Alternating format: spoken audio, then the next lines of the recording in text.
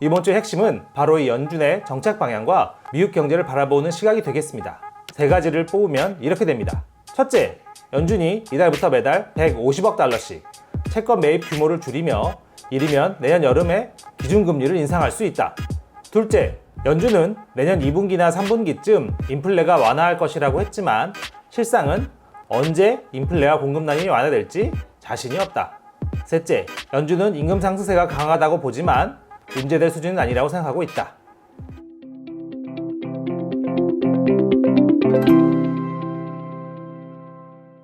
여러분 안녕하세요. 서울경제신문 뉴욕특파원 김영필입니다. 이번 주는 미국 연방준비제도가 테이퍼링, 즉 자산 매입 축소 방안을 발표했는데요. 확장에서 긴축으로 미국의 통화정책이 크게 바뀐다는 의미가 있습니다. 이제 돈풀기에서 돈, 죄기로 가겠다는 선언을 하는 것과 마찬가지인데요. 연준의 결정은 미국뿐만 아니라 전 세계 경제에 영향을 주는 만큼 잘 살펴볼 필요가 있습니다. 네, 우선 첫 번째와 두 번째를 함께 살펴보겠습니다. 지난 2일부터 3일까지 열린 연방공개시장위원회 FOMC죠. 이 회의에서 연준이 이달부터 150억 달러씩 채권 매입 규모를 축소하기로 했는데요. 현재 연준이 매달 1,200억 달러씩 국채와 모기지 담보부 증권, 즉 MBS를 사들이고 있으니 별다른 게 없으면 내년 6월쯤 양적 완화가 끝나게 되는 것입니다. 눈여겨봐야 할 부분은 연준이 축소 속도를 조절할 수 있다고 한 부분입니다.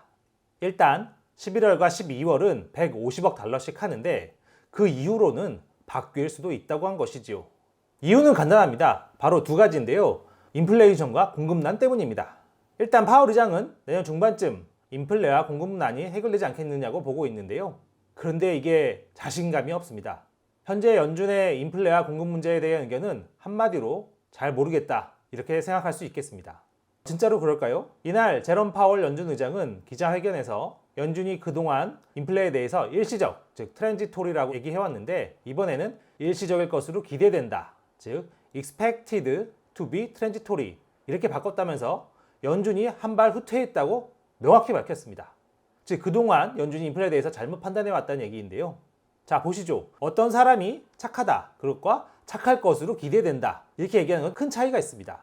착할 것으로 기대된다는 것은 확실치는 않고 자신이 있는 건 아닌데 아마도 그럴 거야 이렇게 말하는 의미가 있겠지요. 즉 연준의 이날 발언은 대놓고 표현을 못했을 뿐이지 인플레가 내년에 내려왔으면 좋겠는데 예측이 너무 어렵다고 한 것과 같은 의미입니다. 실제 파월 의장도 공급난 계산 시점은 매우 불확실하며 우리가 거시경제를 해석할 때 겸손해야 한다고도 했습니다. 겸손해야 한다는 것 자체가 자신이 없다는 의미입니다. 물론 경제가 어떻게 흘러갈지 예측하는 것은 쉽지 않습니다. 오죽하면 연준도 이런 말을 하겠을까 생각이 드는데요.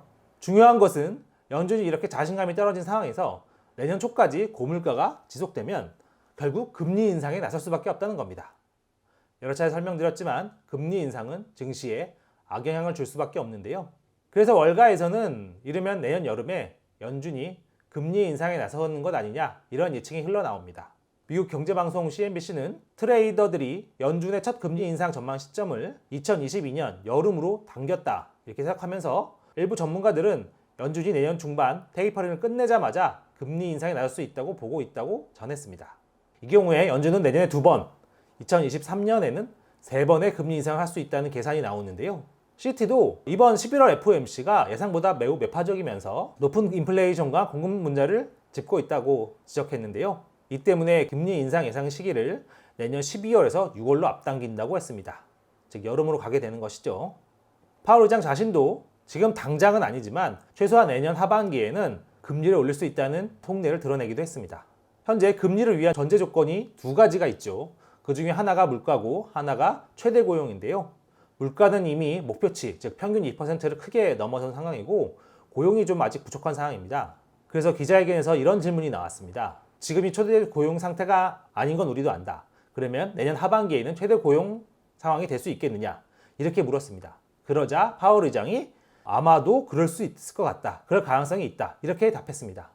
이 얘기는 두 가지 목표 중에 물가가 충족된 상황에서 최대 고용, 나머지 한 가지 조건이 내년 하반기에 충족될 수 있다는 것이죠. 이를 좀 더 자세히 설명드리면 당장 몇 달 내 연준이 금리를 올리는 일은 없겠지만 내년 여름부터는 사정권 안에 들어갈 수 있다는 얘기입니다. 즉 시장에 넘쳐나는 유동성을 바탕으로 증시 상승세가 당분간 이어질 수 있지만 갈수록 끝이 보이고 있다는 얘기인데요. 앞서 설명드렸지만 금리 상승기로 접어든다고 해서 반드시 주가가 약세를 보인다고 생각할 수는 없지만 약세장의 트리거가 될 수 있다는 점이 중요합니다. 자, 이제 마지막은 파월 의장이 임금 상승세가 강하지만 전체적인 물가 상승 수준을 넘어서지는 않으며 1차로는 임금 인상은 사람들과 경제에 좋다 이렇게 평가한 부분인데요. 아직은 문제가 아니라 얘기입니다. 하지만 이 부분은 논란이 많고 더 지켜볼 필요가 있어서 이 정도로 정해드리겠습니다. 오늘은 여기까지고요. 다음 주에 또 뵙겠습니다. 감사합니다.